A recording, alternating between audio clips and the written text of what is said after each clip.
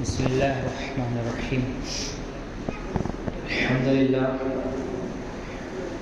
لله نحمده ونستعينه ونستغفره ونؤمن به ونتوكل عليه ونعوذ بالله من شرور أنفسنا ومن سيئات أعمالنا.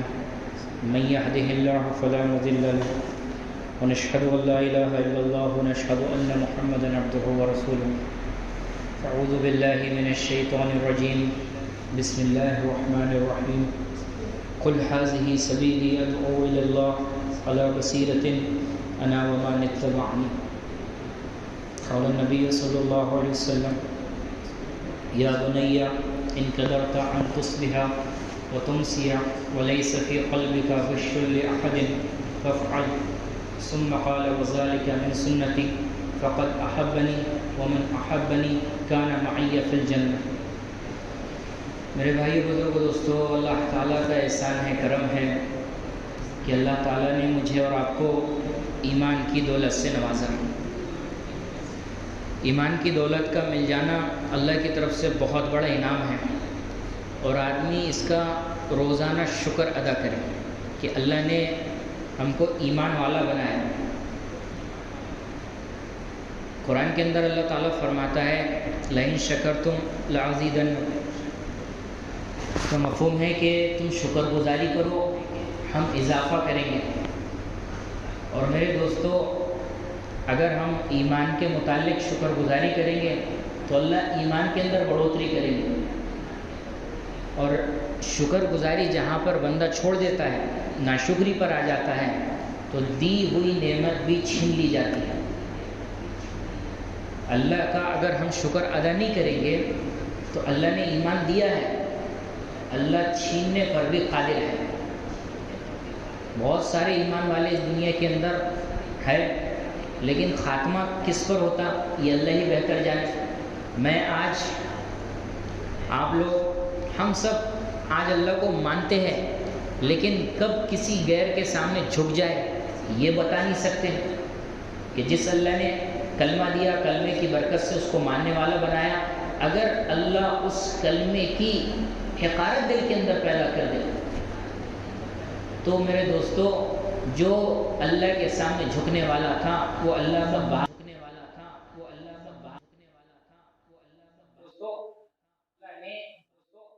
دی ہے. اور اس زندگی کے اندر کامیاب ہونے کے لیے لا الہ الا اللہ اور محمد رسول اللہ بتایا گیا ہے. دوسرا کامیابی کا کوئی راستہ نہیں ہے. جتنے بھی نبی اس دنیا کے اندر آئے ہیں وہ صرف اور صرف لا الہ الا اللہ کی دعوت دینے کی. اللہ نے کسی نبی کو فیکٹری سمجھانے کے لیے، کسی نبی کو حکومت سمجھانے کے لیے، کسی نبی کو طاقت سمجھانے کے لیے، کسی نبی کو خاندان سمجھانے کے لیے نہیں بھیجا. جتنے نبی اس دنیا کے اندر آئے ہیں، تمام کے تمام نبی صرف لا الہ الا اللہ کی دعوت لے کر آئے کہ لوگوں کلمہ پڑھ لو کامیاب ہو جاؤ گے. نبی کی دعوت لا الہ الا اللہ. اور جو وقت کے نبی ہوتے تھے، لا الہ الا اللہ عیسیٰ روح اللہ، لا الہ الا اللہ موسیٰ کلیم اللہ. میرے دوستو، جس نے بھی نبی کی بات کو مانا، اللہ نے ان کو کامیاب کر کے بتایا. اور اگر جس نے نبی کی بات کو ٹھکرایا تو پورا قرآن اس کا گواہی دینے کے لیے تیار ہے کہ جس نے نبی کی بات کو ٹھکرایا اس نے اپنی ناکامی کو خود دعوت دی. طاقت والوں کو اللہ نے ناکام کر کے بتا دیا. قوم عاد ایسی طاقتور کہ تفسیروں کے اندر ملتا ہے کہ ان کے 50-50 60-60 فٹ کے قد ہوا کرتے تھے، 300 سال میں بالغ ہوتے تھے، 800 سال 900 سال 1200 سال عموماً ان کی عمریں ہوا کرتی تھی. دانت نہیں ٹوٹتے تھے، کوئی بیماری ان کو نہیں تھی، کمر ٹیڑھی نہیں ہوتی تھی. اتنی طاقتور قوم بھی جب نبی کے خلاف میں کھڑی ہوئی، اللہ کی ماننے سے انکار کر دیا، تو میرے دوستو اللہ نے ایسی طاقتور قوم کو بھی نست و نابود کر کے بتا دیا. باغات والے بھی آئے، باغات والوں کو بھی اللہ تعالیٰ نے ناکام کر کے بتایا. حکومت والے بھی آئے، حکومت والوں کو بھی اللہ تعالیٰ نے ناکام کر کے بتایا. تجارت والے بھی آئے، تجارت والوں کو بھی اللہ تعالیٰ نے ناکام کر کے بتایا. تو میرے دوستو، پورے کے پورے قرآن کا اگر ہم چکر لگا کے دیکھیں گے تو کامیابی صرف اور صرف اللہ کی ماننے میں ہے۔ اللہ کو ماننا الگ چیز ہے، اللہ کی ماننا الگ چیز ہے۔ ہم نے کلمہ پڑھا لا الہ الا اللہ تو ہم اللہ کو ماننے والے بن گئے، لیکن اللہ کی ماننے کے لیے اسی کلمے پر محنت شرط ہے۔ اگر اس کلمے پہ محنت نہیں ہوئی تو آدمی اللہ کی ماننے سے انکار کر دے گا۔ نماز پڑھو کہ ابھی فرصت نہیں ہے، حی علی الصلاۃ کی آواز کانوں میں پڑ رہی ہے کہ گھر کے اندر کے مہمان روک دیتے، دکان کا گراہک روک دیتا، وہ حکومتوں کی مجلس روک دیتی کہ حی علی الصلاۃ۔ میرے دوستو وہ دعوت ہے جو اللہ کی طرف سے دی جا رہی ہے کہ آؤ نماز کے لیے، اسی میں تمہاری کامیابی ہے۔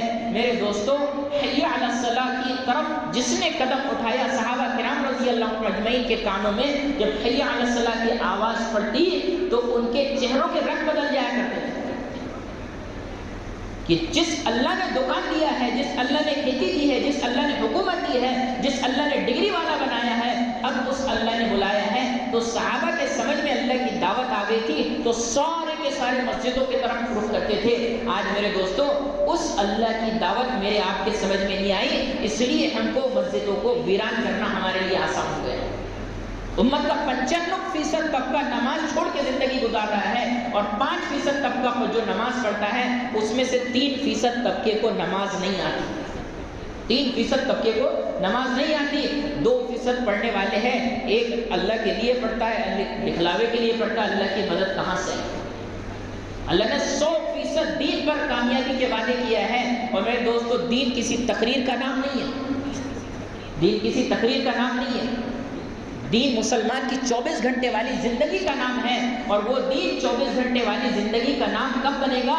جب وہ 5 شعبے جو علماء نے بتائے ہیں دین کے، وہ 5 شعبے ہماری زندگی کے اندر گھر کر جائیں۔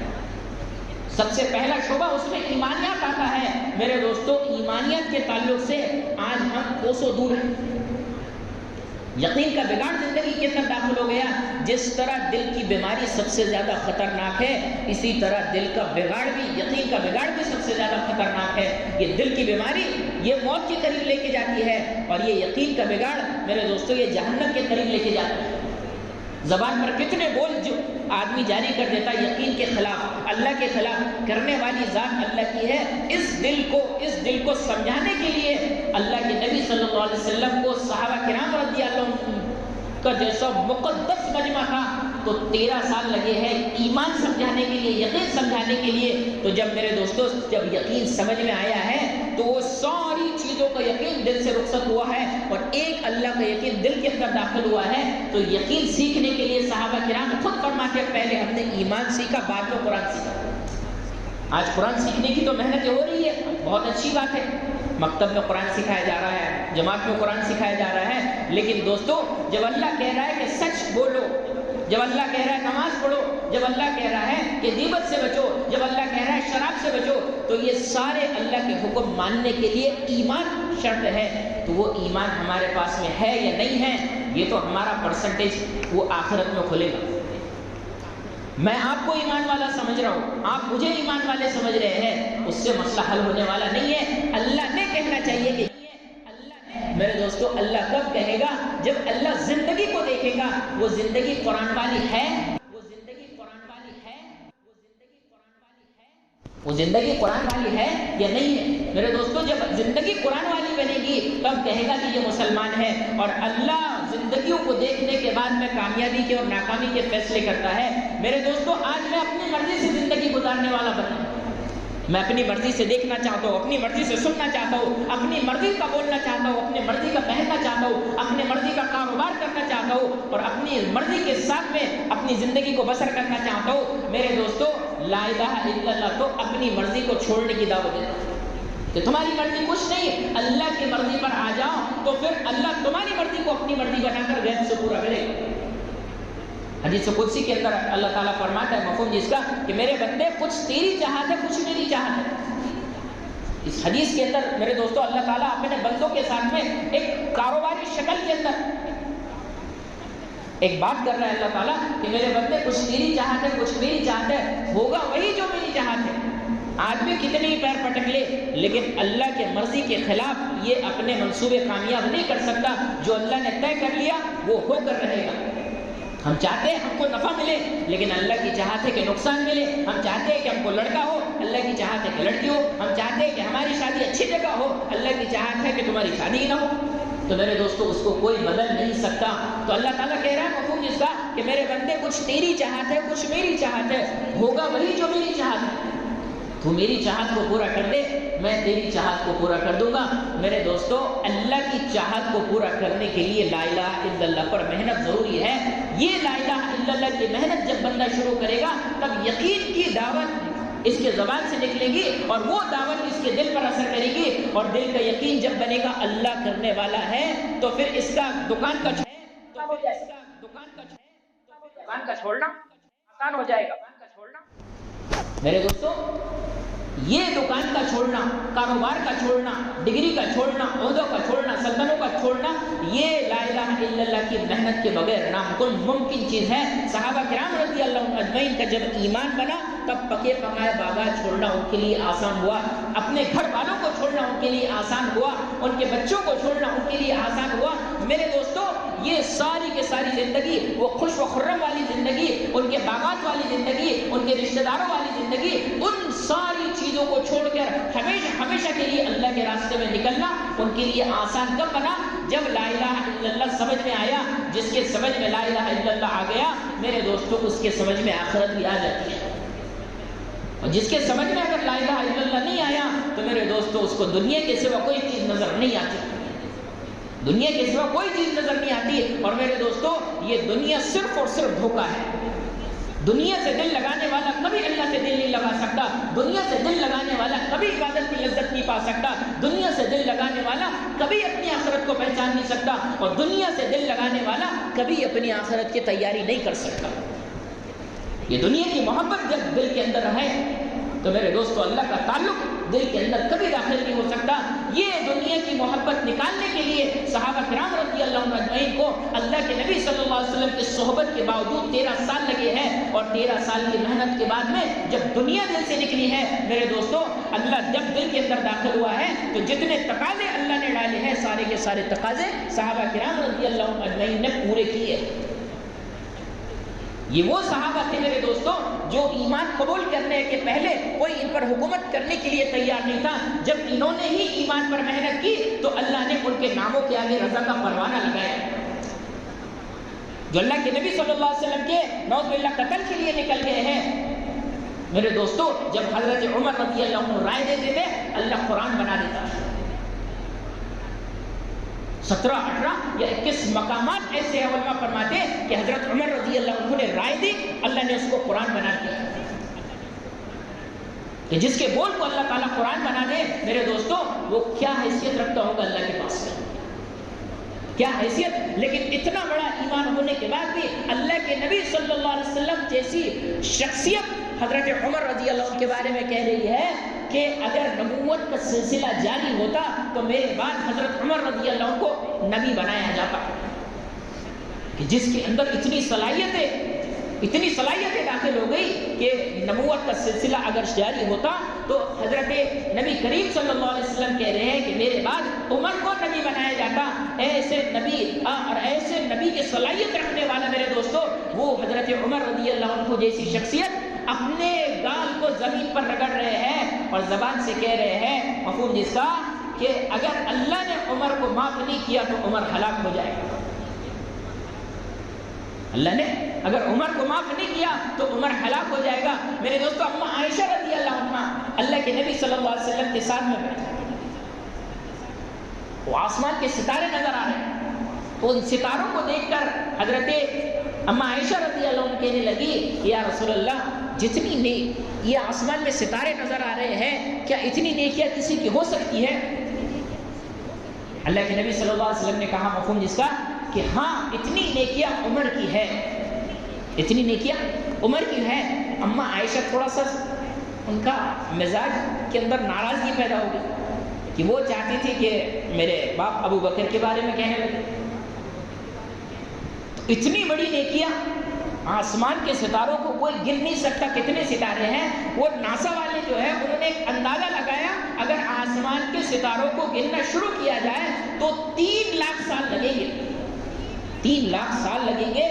تو میرے دوستوں وہ بھی اندازہ ہے, وہ بھی پرفیکٹ نہیں ہے. 3 لاکھ سال, ہماری عمریں 50 60 سال 70 سال میں ختم ہو جاتی ہے, تو 3 لاکھ سال کون گنتے بیٹھے گا. لیکن اتنی نیکیاں ہیں, اتنی نیکیوں کے بعد بھی آنکھوں کے اندر آنسو ہے. یہ آنسو کیوں آئے ہیں میرے دوستوں؟ کہ جب ایمان بڑھتا ہے تو آنکھوں کے اندر آنسو پیدا ہو جاتے ہیں. جب ایمان بڑھتا ہے تو میرے دوستوں آخرت کا ڈر پیدا ہو جاتا ہے. جب ایمان بڑھتا ہے تو اللہ کا ڈر پیدا ہو جاتا ہے. اور جہاں پہ ایمان گھٹ جاتا ہے وہاں پر اپنی جمعہ پہ بھی فخر محسوس ہوتا ہے. وہاں پر تھوڑی سی زکوٰۃ نکال دیے اس پر بھی فخر محسوس ہوتا ہے. وہاں پہ تھوڑا سا مسجد کو دے دیے اس پہ بھی فخر محسوس ہوتا ہے. میرے دوستوں یہ تو نیکی کی توفیق دینا اور گناہ سے بچانا یہ تو اللہ کا کام ہے. ہماری کیا حیثیت کہ ہم نیکی کرنے والے بن جائیں, ہماری کیا حیثیت کہ ہم گناہ سے بچنے والے بن جائیں. اللہ نے یہاں پر لے کے آیا ہے تو میرے دوستوں ہم آئے ہیں, اللہ یہاں سے اٹھا کے بازار میں بٹھا دیتا تو وہاں پر بیٹھ جاتے. ہمارا کوئی کمال نہیں کہ ہم نیکی کرنے والے ہیں. اس لیے پہلی بنیاد آتی ہے ایمانیات. وہ ہمارا ایمان صحیح ہو جائے, اور ایمان صحیح ہوگا ایمان کے محنت کے بغیر ناممکن چیز ہے. جب ایمان کی محنت ہوگی تب ایمان صحیح ہوگا. میرے دوستو جب ایمان صحیح ہوگا تو عبادتیں ٹھیک ہوگی. کہ جب روزہ والی عبادت آ گئی تو روزے کے لیے تیار ہو جائے. جب حج والی عبادت آ گئی تو حج کے لیے تیار ہو جائے. جب نماز والی عبادت آ گئی تو عبادت کے لیے تیار ہو جائے. اور عبادت میرے دوستو عبادت وہ ہے جس کے ذریعے سے بندگی کو جتلایا جا سکتا ہے. ایک نماز والی عبادت میرے دوستو, نماز والی عبادت ایسی عبادت ہے کہ جتنی بھی عبادتیں ہیں, روزے میں آدمی کھانا بنا سکتا ہے, کھانا بیچ سکتا ہے, حج کے اندر گھوم سکتا ہے, بات کر سکتا ہے, سو سکتا ہے. لیکن میرے دوستو نماز ایک ایسی عبادت ہے کہ اللہ اکبر بولنے کے بعد میں کسی کے سلام کا بھی جواب نہیں دے سکتا. یہ نماز رب سے جوڑنے والی تھی میرے دوستو, آج یہی نماز رب سے توڑنے والی بن گئی. کیوں کہ اس نماز کو بنانے کی فکر نہیں کیے. جو نماز اللہ کے خزانوں سے لینے والی تھی آج وہ اللہ سے دور کرنے والی ہے. میرے دوستو اللہ تو قرآن کے اندر کہہ رہا ہے جس کا مفہوم ہے کہ نماز بے حیائی اور بری باتوں سے روکتی ہے. آج میری نماز دودھ میں پانی ملانے سے مجھے نہیں روک رہی. آج میری نماز جو گھیو کے اندر کنکرے ڈالنے سے نہیں روک رہی. میری نماز غیبت سے مجھے نہیں روک رہی. میری نماز آنکھوں کو نیچے کرنے سے نہیں روک رہی. تو پھر میری نماز کے اندر کمی ہے کہ اللہ کے بولنے کے اندر کمی ہے؟ آج نماز پڑھنے کے بعد بھی ہماری زندگی بگڑی ہوئی. تو میرے دوستوں کمی ہمارے نماز کے اندر ہے, کمی ہمارے نماز کے اندر ہے. کیونکہ اللہ کا قرآن اعلان کر رہا ہے ان الصلاۃ تنہی عن الفحشاء والمنکر. میرے دوستو اللہ کا اعلان سچا ہے, ہماری نماز میں کے اندر کمی ہے. اور اس نماز کے اندر کمی اس لیے ہے کہ ہم نے نماز کو بنانے کی فکر نہیں کی. وہ نماز میرے دوستو جو اللہ سے جوڑنے والی تھی. 5 درجے حافظ ابن قیم رحمۃ اللہ علیہ نے نمازیوں کے بتائے. 5 درجے. پہلا درجہ وہ ہے جو کبھی 1 پڑھتا ہے, کبھی 2 پڑھتا ہے, کبھی 5 پڑھتا ہے اور کبھی 5 چھوڑ دیتا ہے. فرمایا پہلا درجہ یہ جہنمی ہے. دوسرا درجہ جو 5 پڑھتا ہے لیکن اللہ کے دھیان سے غافل ہو کر پڑھتا ہے. فرمایا دوسرے درجے سے اللہ تعالیٰ حساب کا معاملہ لیں گے کہ کس بادشاہ کے سامنے کھڑا تھا اور کس مخلوق کو سوچ رہا تھا. یہاں پر اللہ اکبر بول کے نماز کی نیت باندھ لی ہے, اب وہ کھیسے میں کا پاکٹ تکیے کے نیچے ہے کہ دکان پہ گرائی کا ہے کہ نہیں آیا, اور وہ سالے کو میں نے 3000 روپے دیا تھا وہ ملے کہ نہیں ملے, سارا نماز کے اندر سوچ رہا ہے. میرے دوستو نماز کے اندر اللہ کے غیر کا خیال آ جانا یہ نماز میں سے شیطان کا اچک لینا ہے. شیطان نے اچک لیا اس کو نماز, اور ساری بھولی ہوئی چیزیں نماز کے اندر یاد آ رہی ہے. تو دوسرے درجے والے کے ساتھ میں اللہ تعالیٰ حساب کا معاملہ لیں گے کہ کس بادشاہ کے سامنے کھڑا کیا تھا تجھے اور کس مخلوق کو سوچ رہا تھا. میرے دوستو یہ دوسرا درجہ والا حساب کے لیے تیار ہے. تیسرا درجہ والا وہ ہے جو کبھی دھیان جمانے کی کوشش کرتا ہے, کبھی دھیان بھٹک جاتا ہے. دھیان جمانے کی کوشش کرتا ہے, شیطان پہ اچک لیتا ہے. تو تیسرے درجے والے کے ساتھ میں اللہ تعالیٰ درگزر کا معاملہ کر دیں گے. لیکن ابھی وہ نمازی نہیں آیا جس نمازی کے لیے اللہ تعالیٰ انعام کے فیصلے کر دے. میرے دوستو چوتھا درجہ وہ ہے جو اللہ اکبر کہنے کے بعد میں اس کے نماز کے اندر اللہ کے غیر کا خیال بھی داخل نہ ہو. جتنے حدیث کے اندر نماز کے تعلق سے فضائل آتے ہیں تو چوتھے درجے والے کے ساتھ میں اس کی شروعات ہے. چوتھے درجے والے کے ساتھ میں اس کی شروعات ہے، اور پانچواں درجہ وہ ہے جو اللہ اکبر کہنے کے بعد میں اس کے سامنے جنت کھلے، جہنم کھل جائے۔ میرے دوستو، ہم خود اپنی نمازوں کے اندر غور کر کے دیکھیں کہ میں کون سے درجے میں فٹ ہوتا، پہلا، دوسرا، تیسرا، چوتھا یا پانچواں۔ صحابہ کرام رضی اللہ عنہم اجمعین نے اپنی نمازوں کو اس سطح پر پہنچایا تھا کہ 5ویں درجے پر پہنچ چکے تھے۔ ابو رحینہ رضی اللہ عنہ سفر کے اندر سے واپس آئے اور میرے دوستو بیوی سے کہنے لگے، عشاء کا وقت ہو چکا تھا، عشاء نماز پڑھ لیے تھے، اور نفل پڑھنے کے لیے جب گھر پہ آئے تو بیوی سے کہنے لگے 2 رکعت نماز پڑھ لیتا ہوں پھر بیٹھتا ہوں تیرے پاس میں۔ اب سفر سے بیوی بھی انتظار میں، یہ بھی انتظار میں، لیکن جب اللہ اکبر کی نیت باندھی اور جب سلام پھیرا تو میرے دوستو سلام پھیرنے کے وقت فجر کی اذان ہو رہی تھی۔ بیوی کا پارا گرم ہو گیا، بیوی کہنے لگی کہ میرا کوئی حق نہیں ہے۔ بیوی سے کہنے لگے ابو رحینہ رضی اللہ عنہ کہ میں بھول گیا تھا۔ بیوی کہنے لگی، اے اللہ کے بندے، ایک کمرے میں رہتے ہوئے کیسے بھول گئے؟ میں تو اسی کمرے میں ہوں، تو بھی اسی کمرے میں ہے، ایک کمرے میں رہتے ہوئے کیسے بھول گئے؟ تو میرے دوستو ابو رحینہ رضی اللہ عنہ کہنے لگے، جب میں نے نماز کی نیت باندھی تو میرے سامنے جنت ایسی کھلی کہ میں جنت کو دیکھنے میں مشغول ہو گیا۔ میرے دوستو آج ہم مشغول ہوتے ہیں دنیا کے اندر، وہ ہمارے پاس میں نماز ابھی تک کے نہیں پہنچی۔ صحابہ کرام رضی اللہ عنہ اجمعین نے اپنے چھوٹے مسئلے کو بھی نماز سے حل کیا تھا اور اپنے بڑے مسئلے کو بھی نماز سے ہی حل کیا تھا۔ صاحب رضی اللہ عنہ عورت ہے، بچے کا انتقال ہو گیا، نبی علیہ السلام سامنے موجود ہے، لیکن نبی علیہ السلام سے نہیں کہہ رہی 2 رکعت نماز پڑھی، اور اللہ سے کہہ رہی ہے میرے دوستو وہ جو بچہ کفنا چکے تھے، نہلا چکے تھے، غسل دے چکے تھے، وہ بچہ جنازے کے اندر کھڑا ہو گیا، جنازے کے اندر کھڑا ہو گیا۔ بڑا مسئلہ ہے، کوئی دنیا کے اندر زندہ نہیں ہوا۔ آج ہم کسی کو زندہ نہیں کر سکتے، لیکن صحابہ کرام رضی اللہ عنہ اجمعین نے اپنی نمازوں کو اس سطح پر پہنچایا تھا، کیونکہ نماز اللہ کے خزانے سے لینے والی چیز ہے، اور اس نماز کو اگر ہم بنائیں گے تو میرے دوستو جو نماز کے تعلق سے اللہ کہہ رہا ہے ان الصلاۃ تنہی عن الفحشاء والمنکر، تو اس چیز پر ہم اپنے آپ کو داخل کر سکیں گے، لیکن جب ہماری نماز صحیح ہو جائے۔ آج میری نماز بن نہیں پائی، آج نماز نہیں بنی تو اس لیے نگاہ آوارہ ہو گئی، اس لیے کان آوارہ ہو گئے، اس لیے پیر آوارہ ہو گئے۔ میرے دوستو اگر ہماری نماز رہتی تھی، اللہ کے نبی کہہ رہے ہیں، حدیث کا مفہوم ہے، اللہ کے نبی کہہ رہے ہیں کہ جس کی نماز اس کی بے حیائی، اس کو بے حیائی اور بری باتوں سے نہ روکے، اس کی نماز نہیں ہے۔ ایک طرف اللہ کہہ رہا ہے کہ جس کی نماز بے حیائی اور بری باتوں سے روکتی ہے، اور دوسری طرف اللہ کے نبی کہہ رہی ہے کہ جس کی نماز اس کو بے حیائی اور بری باتوں سے نہ روکے، اس کی نماز نہیں ہے۔ وہ اٹھک بیٹھک تو ہو سکتی ہے لیکن نماز نہیں۔ اگر نماز ہوتی تو اس کو بے حیائی اور بری باتوں سے روکتی۔ میرے دوستو آج ہماری نمازیں کتنی ادھوری ہو گئی، کتنی ناقص ہو گئی، یہ ہم خود غور کر کے دیکھیں۔ ناقص چیزوں کو ہم پسند نہیں کرتے۔ کسی نے کھانا بہت اچھا بنایا، اگر نمک کم کر دیا تو ہم اس کو نمک کے بغیر کھانا پسند نہیں کرتے۔ کوئی ٹیلر نے آستین نہیں لگایا تو بغیر آستین کا ہم پہننا پسند نہیں کرتے۔ گاڑی کے اندر اگر انجن نہیں ہے تو انجن جو گاڑی کے اندر نہیں ہے تو انجن لینا ہم پسند نہیں کرتے، گاڑی لینا ہم پسند نہیں کرتے۔ تو عیب والی چیزوں کو ہم لینا پسند نہیں کرتے۔ اللہ عیب والی نماز کو کہاں سے قبول کر لے گا؟ کالے کپڑے میں لپیٹ کے منہ پہ مار دی جاتی ہے میرے دوستو، اور نماز پھر بدعا بھی دیتی ہے۔ نماز دعا بھی دیتی ہے اور نماز بدعا بھی دیتی ہے کہ اللہ جس نے میری حفاظت کیا تو اس کی حفاظت کر، اور جس نے مجھے برباد کیا تو اسے برباد کر۔ اتنی اہم ترین عبادت میرے دوستو آج ہمارے لیے بدعا کر رہی ہے۔ آج مسلمان نماز پڑھنے کے بعد بھی اگر پریشان ہے تو وہ نماز کے اوپر ظلم کرنے کی وجہ سے اس نماز کو بنانے کی فکر۔ ایسا نہیں کہ ہم کو نماز پڑھتے نہیں آتی اور ہم نے اب جمعہ میں سن لیے تھے کہ آج مسلمان پریشان ہے کہ بدعا کی وجہ سے تو نماز پڑھنے چھوڑ دو، وہ بھی الگ گناہ ہے۔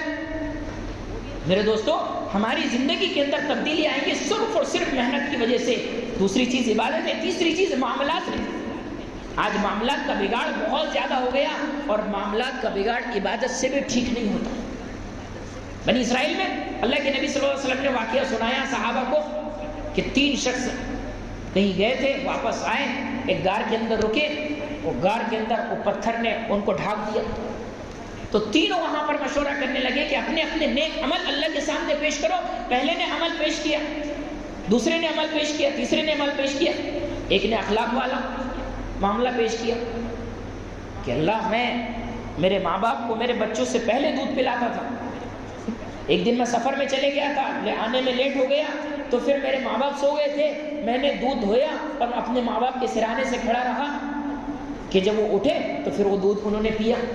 اگر یہ عمل میں نے تیرے لیے کیا تھا تو اللہ اس مصیبت سے تو ہمیں نکال.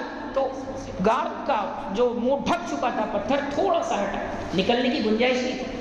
دوسرے نے عمل پیش کیا, میرے چچا کی لڑکی مجھے پسند تھی, قحط نے اس سے میرے پاس میں لے کر آیا, تو اس کو میں نے صرف تیرے لیے چھوڑا. اگر اس کو میں نے تیرے لیے چھوڑا تو اس مصیبت سے ہم کو نکال. پھر بھی نکلنے کی گنجائش نہیں. تیسرے نے عمل پیش کیا, یا اللہ میرے یہاں پر ایک مزدور کام کے لیے آیا تھا اور وہ اپنی مزدوری لیے بغیر چلا گیا. میں نے اس کی مزدوری کو کاروبار میں لگایا, اور مزدوری کو جب کاروبار میں لگایا تو کاروبار کے اندر اضافہ ہوا. بھیڑ بکریاں, یہ گھوڑے سارے کا سارا جمع ہو گئے. کئی عرصے کے بعد میں آیا کہ اللہ کے بندے میری مزدوری جو تجھ پر باقی تھی وہ مزدوری مجھے دے. میں نے اسے کہا کہ یہ جو جانور نظر آ رہے ہیں, یہ بھیڑ بکریاں نظر آ رہے ہیں, یہ اونٹ نظر آ رہے ہیں, یہ تیری مزدوری ہے. کہ اللہ کے بندہ مذاق مت کر, میں تو میری مزدوری لینے آیا ہوں, تو مجھے ساری پراپرٹی دکھا رہا ہے. کہ یہ تیری مزدوری ہے, تیری مزدوری کو میں نے کاروبار میں لگایا تھا, اور یہ کاروبار سے جو منافع نظر آ رہا ہے یہ سب کی سب تیری مزدوری ہے, وہ سب کچھ لے کر گیا. اللہ اگر یہ عمل میں نے تیرے لیے کیا تھا تو اس مصیبت سے تو مجھے نکال. تو غار میں سے پتھر ایسا اڑا کہ دکھا بھی نہیں, اور نکلنے کا ان کو راستہ مل گیا. میرے دوستوں, آج مسلمان نے اپنا اعمال بگاڑ دیا, معاملات والا دین ہماری زندگی سے نکل گیا. یہ کرانہ پر سے 5000 کا ادھار لیے تھے تو وہاں سے جانے کا راستہ ہی بدل دیا. وہ نہیں ادھر سے گئے تو ادھر سے مانگتا وہ لوگ پیسے. 1 روپیہ اگر کسی کا بچا لیے, علماء نے 700 کچھ نمازیں, مقبول نمازیں اس کو دینا پڑے گا. پتہ نہیں ہمارے پاس میں ایک نماز بھی ہے یا نہیں ہے. اور ایک نماز کا حساب حضرت شیخ نے لکھے ہوا ہے 3,35,54,432 نے کیا. ایک نماز کا حساب ہے. 700 نماز کا کتنا ہے ہمارا کیلکولیٹر پہ فیل ہو جائے گا. میرے دوستوں, کہاں سے دیں گے؟ آخرت کے اندر صرف اور صرف عمل چلنے والا ہے. اللہ کے نبی صلی اللہ علیہ وسلم صحابہ کو کہہ رہے ہیں کہ جانتے ہو میری امت کا مفلس شخص کون ہے؟ اللہ کے نبی صلی اللہ علیہ وسلم سے صحابہ کہنے لگے کہ جس کے پاس میں مال نہیں ہے وہ مفلس. کہا کہ نہیں, مفلس وہ ہے جو قیامت کے دن اتنی ساری نیکیاں لے کر آئے, اگر اس کی نیکیوں کو پہاڑ پہ رکھ دیا جائے تو پہاڑ بھی ان نیکیوں سے دب جائے. لیکن کس کو گالی دی ہوگا, کسی کا حق دبایا ہوگا, کسی پہ تہمت لگائی ہوگی, کسی کی غیبت کی ہوگی, یہ سارے حق والے آئیں گے اور اس کے نیکیوں کو, اپنے دعوے کو پیش کریں گے. اللہ وہاں پر تو مال ہے نہیں, اللہ کہے گا کہ اپنے گناہ اس پر ڈالو, نیکیاں اس کی اٹھاتے جاؤ. تو یہاں تک کہ نوبت آ جائے گی کہ اس کی نیکیاں ختم ہو جائیں گے, حق والے باقی رہیں گے. پھر حق والے اللہ کے پاس میں مطالبہ کریں گے, یا اللہ ہمارے حق تو باقی ہے, اس کی نیکیاں ختم ہو گئی. تو کہا اللہ کی طرف سے ارشاد ہوگا مفہوم جس کا کہ اب اپنے گناہ اس کے اوپر ڈالتے جاؤ. تو میرے دوستو, یہ پھر اپنے گناہ اس پر ڈالتے جائیں گے کہ چوری کرنے والا چوری اس پر منڈے گا, زنا کرنے والا زنا اس پر ڈال دے گا کہ جب اس نے زنا کیا نہیں, اس نے چوری کی نہیں, سارے کے سارے اس پر ڈالتے جا رہے ہیں. اور پھر حکم ہوگا کہ اس کو جہنم کے اندر پھینک دیا جائے. ساری زندگی حج کرنے میں لگا دی, ساری زندگی تبلیغ کرنے میں لگا دی, اور ساری زندگی عبادت کرنے میں لگا دی, لیکن معاملات کا بگاڑ آیا تو میرے دوستو حق والوں کا حق پر مارا, تو یہ سارے کے سارے کل قیامت کے دن دعوے دار بن کر اس کی نیکیوں کو کھا جائیں گے. اس لیے میرے دوستو, معاملات کا دین ہمارے زندگی کے اندر آئے, اور معاملات کا بگاڑ عبادت سے بھی ٹھیک نہیں ہوتا. یہ عبادت والا دین ہمارا صحیح ہو جائے, معاملات والا دین ہمارا صحیح ہو جائے, یقین والا دین ہمارا صحیح ہو جائے, معاشرت والا دین ہمارا صحیح ہو جائے. اس کے لیے میرے دوستو وہ ہم کو محنت بتائی گئی ہے, لا الہ الا اللہ کی محنت, کہ بغیر محنت کے ہم اس یقین کو سیکھ نہیں سکتے, بغیر محنت کے اس اخلاق کو سیکھ نہیں سکتے, اور بغیر محنت کے میرے دوستو ہماری زندگی کے اندر وہ عبادت بھی داخل نہیں ہو سکتی. وہ محنت کے بغیر ساری چیزیں ہم کو حاصل ہوتی ہے. دنیا کی محنت ہم کرنے کے لیے تیار ہیں, اور سمجھ میں بھی آ گئے کہ بغیر محنت کے ہم ڈاکٹر نہیں بن سکتے, بغیر محنت کے وہ کھیتی کا مال ہمارے گھر پہ نہیں آ سکتا, اور بغیر محنت کے دکان کی تجارت ترقی نہیں کر سکتی. یہ سب کے سمجھ میں آ گیا ہے. لیکن جہاں پر دین کی محنت کا آتا ہے تو بولتے مولوی صاحب دعا کرو, دعا کرو. بولے مولوی صاحب ساری چیز جب محنت شادی ہے تو وہاں پہ دعا آ جاتی ہے. دکان کے واسطے میں دعا کرنے کا کیوں نہیں بولے؟ کھیتی کے واسطے دعا کرنے کا کیوں نہیں بولے؟ شادی کے واسطے دعا کرنے کا کیوں نہیں بولے؟ وہاں پہ تو اپنے اسباب تیار کریں گے، وہاں پہ اپنی محنت تیار ہوگی، وہاں پہ ساری صلاحیت استعمال ہوگی. لیکن جب دین کی محنتوں کے تقاضے آتے ہیں تو دعا کرو، ساری چیزیں دعا پر لا کے ٹکا دی. میرے دوستو، اللہ چیزوں کو دیکھتا ہے، ان کے زندگی کے اندر کیا ہے، کائے کی اہمیت ہے، دین کی اہمیت ہے، دنیا کی اہمیت ہے، اس کے حساب سے پھر اللہ تعالیٰ توفیق دیتا ہے. اگر دنیا کی محبت دل کے اندر آئی ہے تو میرے دوستو یہ دین کی محبت کبھی دل کے اندر بیٹھا نہیں سکتا. اس لیے میرے دوستو اللہ تعالیٰ نے جو زندگی دی ہے، اس زندگی کا مقصد ہے صرف اور صرف دین. اگر اس مقصد کو چھوڑ کے ہم دنیا پر آ جائیں گے تو اللہ تعالیٰ دنیا بھی برباد کر دے گا اور آخرت بھی برباد کر دے گا. اس لیے میرے دوستو ہماری آخرت بھی بچے اور ہماری دنیا بھی سنور جائے، اس کے لیے اللہ تعالیٰ نے لا الہ الا اللہ کی محنت ہم کو دیا ہے. میرے دوستو اللہ تعالیٰ قرآن کے اندر کہہ رہا ہے مفہوم اس کا کہ جو مرد اور عورت نیکی کریں گے، نیک عمل کریں گے، ہم ان کو حیاتاً طیبہ دیں گے. مفتی تقی عثمانی صاحب نے فرمایا ہے حیاتاً طیبہ کے اندر 4 چیزیں آتی ہیں: اچھا گھر، اچھی بیوی، اچھا کاروبار اور اچھی اولاد. سب کو ہونا یہ چیزیں.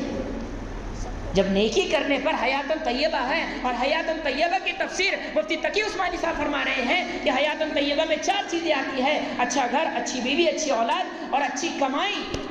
تو میرے دوستو یہ تو سب کو ہونا، سب کو اچھی بیوی ہونا، سب کو اچھا کاروبار ہونا، سب کو اچھا گھر ہونا، سب کو اچھی اولاد ہونا. تو میرے دوستو اس کے لیے نیکی ہے، اور نیکی کے لیے ایمان ہے، اور ایمان کے لیے محنت ہے. اگر یہ چیزیں ہم نہیں کریں گے تو ہم ایمان والے نہیں بن سکتے. اگر ایمان والے نہیں بن سکتے تو ہم نیکی والے نہیں بن سکتے، اور اگر نیکی والے نہیں بن سکتے تو حیاتاً طیبہ نہیں ملے گی. اس لیے میرے دوستو سب کے سب نیت کرو، ارادہ کرو کہ ہم نیکی کرنے والے بنیں گے اور ایمان کی محنت کرنے والے بنیں گے. کریں گے ساتھی؟ اللہ تعالیٰ کہنے سننے سے زیادہ عمل کرنے کی توفیق عطا فرمائے. کہنے سننے میں جو کمی کوتاہی ہو اللہ اپنے فضل سے معاف فرمائے.